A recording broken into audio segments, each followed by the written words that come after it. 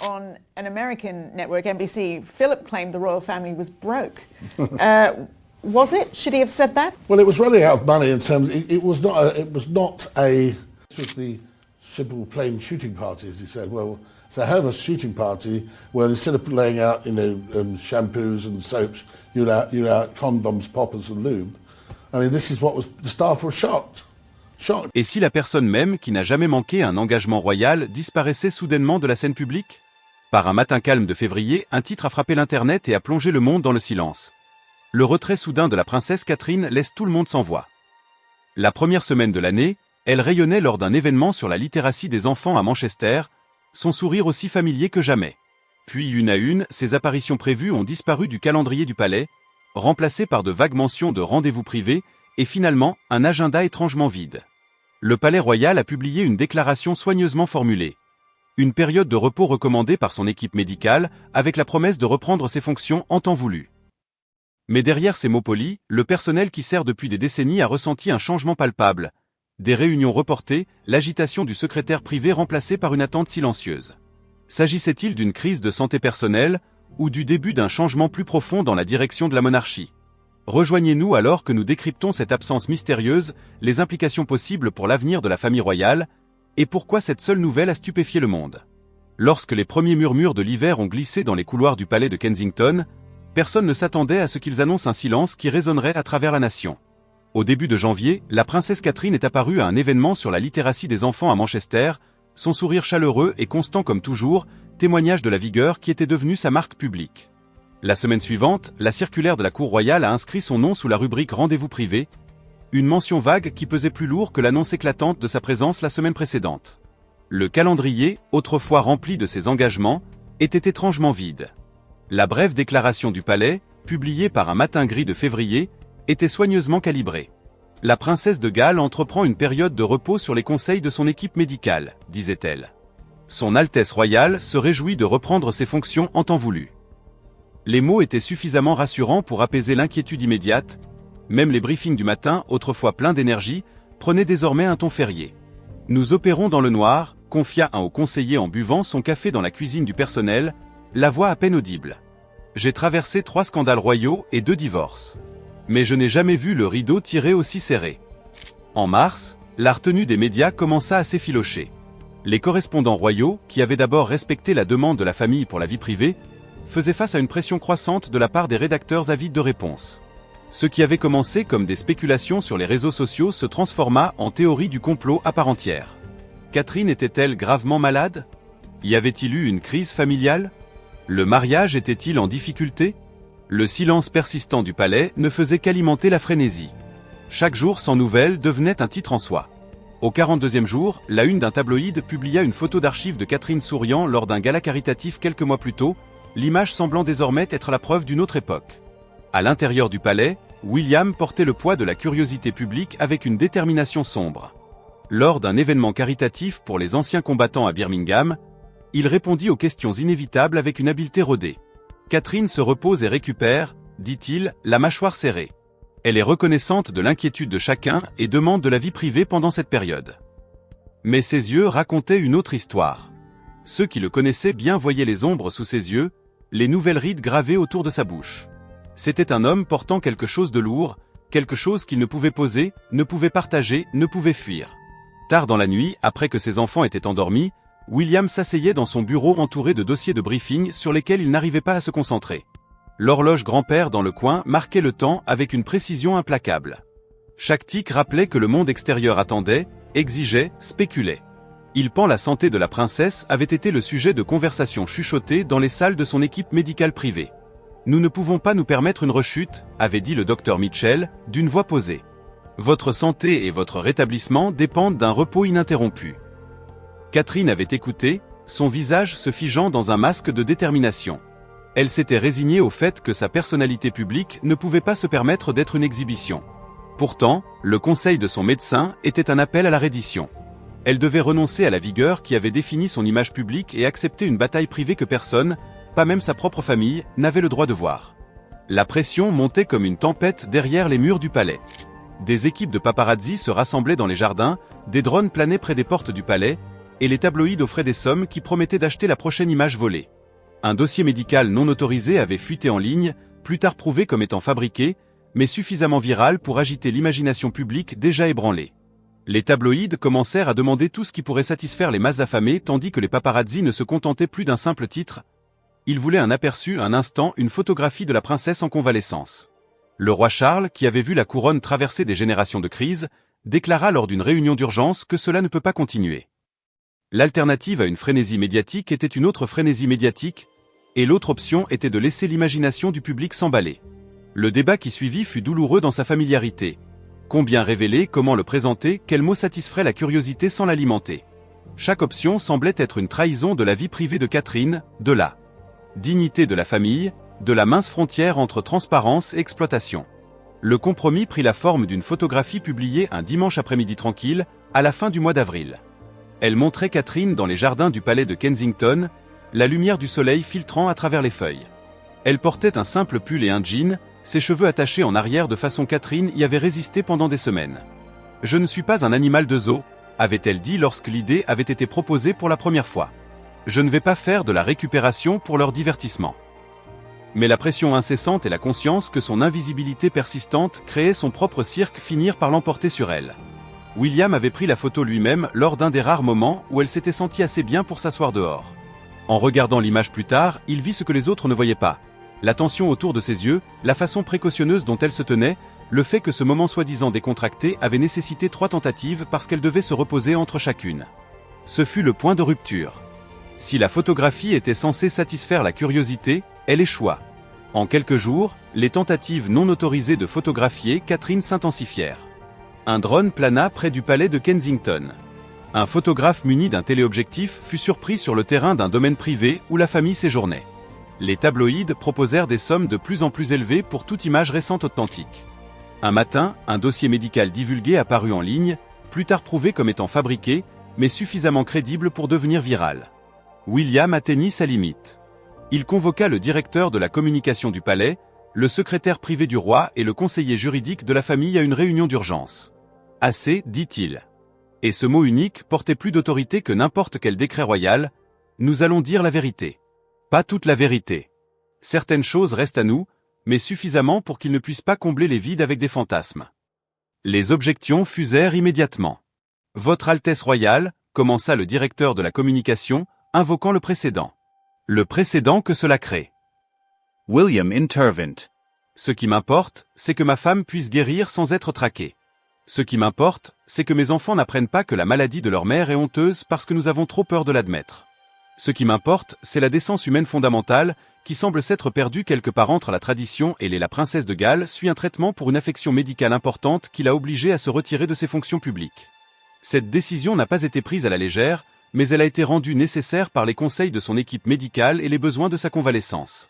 La princesse souhaite remercier le public pour son soutien et sa gentillesse extraordinaire durant cette période. Elle tient également à préciser qu'elle reçoit d'excellents soins. Elle est entourée de sa famille aimante. Et bien que sa guérison prenne du temps, elle progresse. Son Altesse royale demande de la compréhension alors qu'elle se concentre sur sa santé et sa famille. Elle espère pouvoir retrouver les causes et les communautés qui lui tiennent tant à cœur dès qu'elle en sera capable.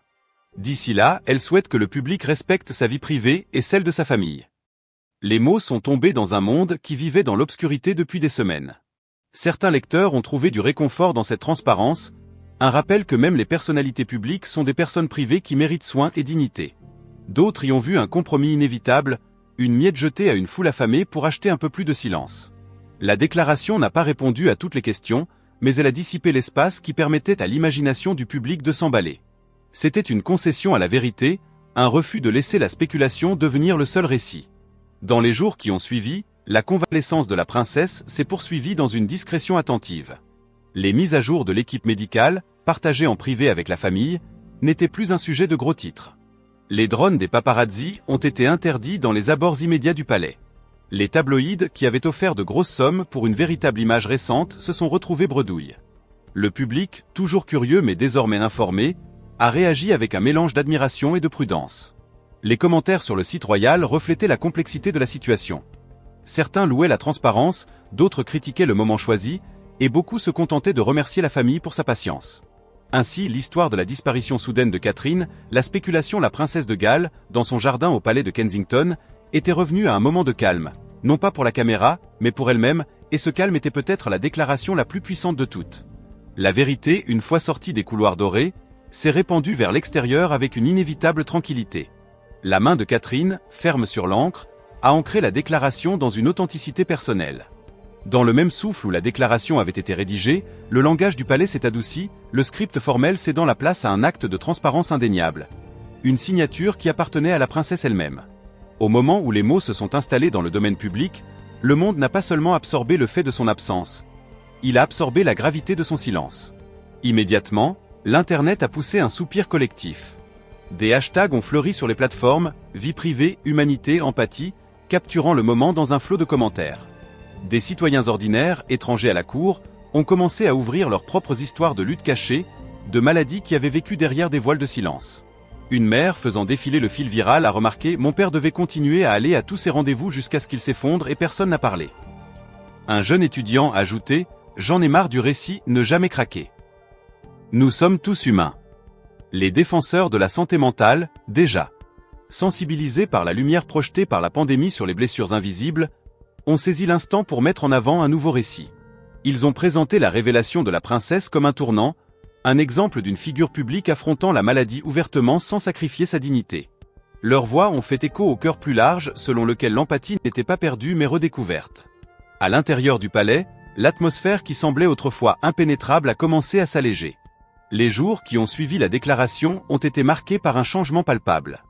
Le poids des attentes qui pesaient sur les épaules de Catherine s'est allégé, remplacé par un rythme plus calme et mesuré. William, avec le poids du devoir sur les épaules, acquiesça, reconnaissant que sa propre présence comptait autant que les paroles de la princesse. Leur conversation, un échange discret dans le calme du jardin, éclairait un partenariat en évolution. La santé d'abord, la curiosité ensuite. Les semaines qui suivirent furent marquées par des victoires progressives. Par une matinée d'automne fraîche, Catherine retourna dans le jardin, ses membres n'étant plus entravés par le fardeau des attentes. On la vit dans une robe simple, les cheveux lâchés, lisant une lettre d'un travailleur caritatif à un patient dans une chambre d'hôpital. Ses yeux s'attardaient sur le papier, reflétant une profondeur de compréhension qui résonnait chez les spectateurs qui l'avaient vu lutter les jours précédents. Au même moment, le rôle de William devint plus clair. En privé, il organisait de petites réunions avec le personnel du palais, offrant un espace où les préoccupations concernant la charge de travail pouvaient être exprimées sans crainte de réprimande. Ces réunions, bien qu'informelles, semaient les graines d'un dialogue qui se manifesterait plus tard dans des politiques officielles. Lorsqu'un jeune membre du personnel exprima sa fatigue après une série d'événements consécutifs, William écouta attentivement, notant le besoin d'équilibre. Son intervention n'était pas une réprimande mais une discrète assurance que le palais, lui aussi, était une entité vivante nécessitant du soin. Puis vint l'apparition semi-publique qui fit évoluer la perception du public. Par une journée ensoleillée, la princesse monta sur la scène d'un événement caritatif, sa présence sans artifice mais profondément humaine. Des photographies la capturèrent riant avec des enfants, les épaules détendues, l'écharpe royale pendante. Les médias, d'abord sceptiques, saluèrent l'authenticité du moment. Un journaliste, sur un ton feutré, remarqua que l'image contrastait fortement avec la personnalité polie et distante que le palais avait cultivée pendant des années. Le public, désormais sensible aux récits de vulnérabilité, répondit avec admiration. Les fils d'actualité sur les réseaux sociaux débordèrent d'images de l'événement, chacune marquée du tag Real Royalty. Les commentaires séjournés devinrent une tapisserie de petites victoires. Lire à haute voix à son fils, marcher dans les jardins du palais avec une canne qui lui semblait désormais une compagne plutôt qu'un rappel de ses limites. Chaque acte, chaque pas, témoignait de sa résilience. Le point culminant arriva avec le message vidéo, une fenêtre brute et non éditée sur ses pensées. En l'espace de 24 heures, la vidéo accumula 50 millions de vues. Le public, n'étant plus en quête de scandale, s'engagea avec l'honnêteté que Catherine offrait. Les images, non médiatisées, dépourvues du protocole du palais, présentaient un récit d'humanité. Les spectateurs la voyaient s'arrêter entre les phrases, sa voix vacillant sous l'émotion véritable. L'image d'une princesse s'adressant directement à des inconnus comblait le fossé entre l'institution et le peuple qu'elle servait. Le palais, stimulé par l'impact de la vidéo, convoqua un panel indépendant. La composition du panel, un mélange de professionnels médicaux, de psychologues et d'anciens employés du palais, garantissait une perspective globale. Le rapport du Dr James Hartford, franc et sans concession, défia des siècles de tradition. L'attente n'était pas seulement de travailler en étant malade, mais de donner l'impression de prospérer, affirma-t-il. La conclusion du rapport, selon laquelle le modèle actuel d'engagement royal reflétait un schéma dangereux et intenable, déclencha des réformes. Ces réformes furent à la fois subtiles et radicales. Les nouvelles limites sur le nombre d'engagements par an, les périodes de repos obligatoires et la politique permettant de se retirer des fonctions sans divulgation médicale détaillée modifièrent le paradigme opérationnel. Le porte-parole du palais, dans une déclaration rarement vue dans les communications royales, reconnut l'insoutenabilité des pratiques antérieures. Le langage était direct, une transparence sans précédent qui reflétait l'esprit même incarné par Catherine. Les répercussions dépassèrent les murs du palais. En 6 mois, la famille royale d'Espagne adopta des protocoles similaires, et les Pays-Bas suivirent. Ces changements, inspirés par le parcours d'une princesse, redéfinirent la manière dont les monarchies équilibrent devoir public et bien-être. Le palais, toujours en évolution, reconnut que la mystique avait de la valeur, mais que l'authenticité portait une nouvelle forme d'attrait, une qui pouvait engendrer le respect plutôt qu'une simple fascination. La propre philosophie de Catherine, consignée dans son journal, saisit cette transformation. Elle réfléchit, « Je suis ici. Yeguris. Je suis suffisante. » Ces mots, répétés au fil des années, servirent d'hymne discrète à ceux qui se sentaient accablés par les attentes. Le palais, autrefois enclave de secrets bien gardés, ouvrit ses portes, non pas physiquement mais métaphoriquement.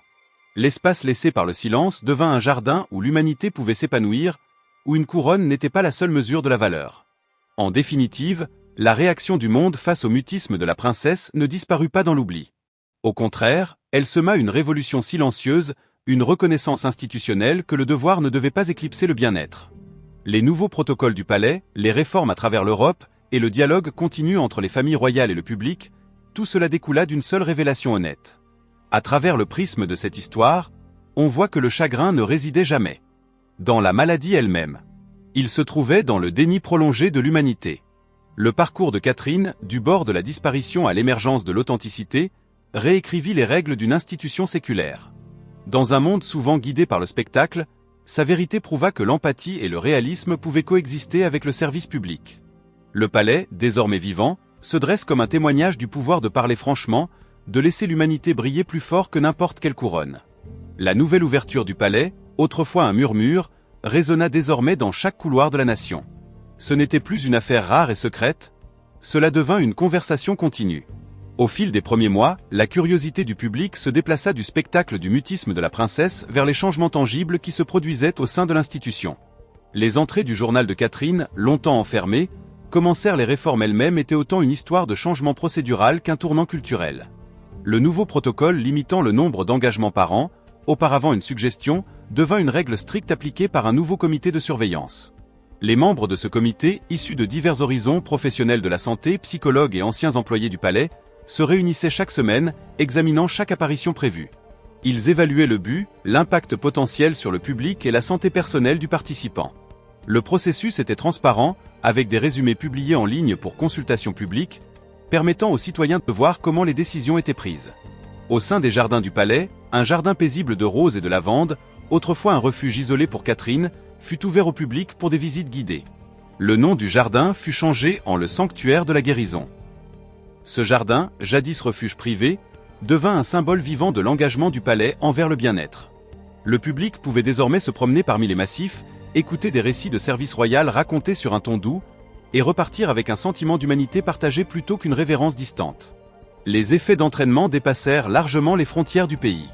En Espagne, la famille royale, souvent critiquée pour son manque de transparence, lança une révision similaire. Le comité de politique sanitaire de la couronne, inspiré par le panel indépendant du palais, introduisit des évaluations psychologiques obligatoires pour les courtisans et le personnel. Aux Pays-Bas, la monarchie adopta une approche flexible, permettant aux membres de se retirer d'événements sans justification élaborée. Partout en Europe, l'idée qu'un monarque puisse prendre du recul sans craindre le scandale commença à s'imposer, redéfinissant les attentes du public envers le devoir royal. Pourtant, toutes les réactions ne furent pas favorables. Les traditionalistes exprimèrent leur scepticisme, affirmant que l'essence même de la monarchie reposait sur la résilience et le stoïcisme. Un vieux courtisan, assis à un banquet de longue date, déplora « S'ils sont comme nous, pourquoi avons-nous besoin d'eux ?» Ces paroles, bien que nostalgiques, reflétaient une tension plus large.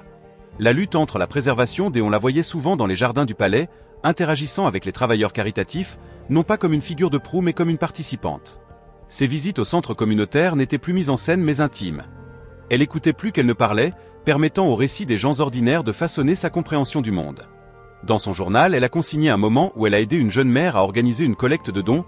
C'est dans ces petits gestes que le véritable poids d'une couronne s'allège et que l'humanité devient le véritable héritage. Le nouveau porte-parole du palais, ancien conseiller de la Maison royale, a rédigé une série de déclarations qui reflétaient cette éthique en évolution. Dans une allocution, elle a reconnu que l'attente n'était pas seulement de travailler en étant malade, mais de donner l'impression de prospérer. La franchise du porte-parole, autrefois inédite dans les communications royales, signalait un changement de paradigme. Cela suggérait que le palais n'était plus simplement le gardien de la tradition, mais un participant actif au discours sociétal. Le langage des déclarations directes, sans fioritures, faisait écho aux propres mots de Catherine et résonnait auprès d'une population lassée des façades dorées. La transformation a également influencé l'éducation et la formation du personnel royal. De nouveaux cours ont été introduits, axés sur la sensibilisation à la santé mentale, le leadership compatissant et la gestion du stress. La bibliothèque du palais, longtemps dépositaire de documents historiques, abritait désormais une section consacrée à la recherche psychologique contemporaine. Le personnel pouvait accéder aux ressources à sa convenance, garantissant que l'environnement du palais restait propice au bien-être. Les réformes ont eu un impact mesurable sur la perception publique. Des sondages, menés par des instituts de recherche indépendants, ont révélé un changement significatif. Alors que les enquêtes précédentes indiquaient une opinion tiède sur la pertinence de la monarchie, les données post-réforme montraient une appréciation croissante de l'ouverture du palais. Les citoyens déclaraient se sentir plus proches de la famille royale, la voyant non pas comme des figures lointaines mais comme des êtres accessibles et vulnérables qui, comme eux, faisaient face à des missions diplomatiques, ont commencé à inclure des projets communautaires partagés, tels que la construction d'écoles ou d'établissements de santé, soulignant le nouvel engagement du palais envers un service concret plutôt qu'une présence performative. Le récit personnel de Catherine est devenu une référence dans les discussions sur l'intersection entre la santé et le devoir public. Le Conseil médical universitaire, qui avait auparavant critiqué le modèle d'engagement royal, a publié une déclaration saluant le nouveau cadre. La reconnaissance que le devoir ne doit pas éclipser le bien-être est une avancée qui crée un précédent pour les institutions du monde entier. La déclaration a également mis en avant l'importance de la confidentialité dans les divulgations médicales, un concept qui avait longtemps suscité des débats. Au-delà des politiques, le palais a investi dans des ressources concrètes pour soutenir la santé mentale. Un nouveau centre de bien-être a été établi dans l'enceinte du palais, proposant des séances de conseil, de méditation et de yoga. Le centre, doté de professionnels agréés, accueillait non seulement les membres de la Maison royale, mais aussi certains employés et bénévoles. Cette approche inclusive soulignait l'engagement du palais à créer un environnement où la vulnérabilité pouvait être partagée sans jugement.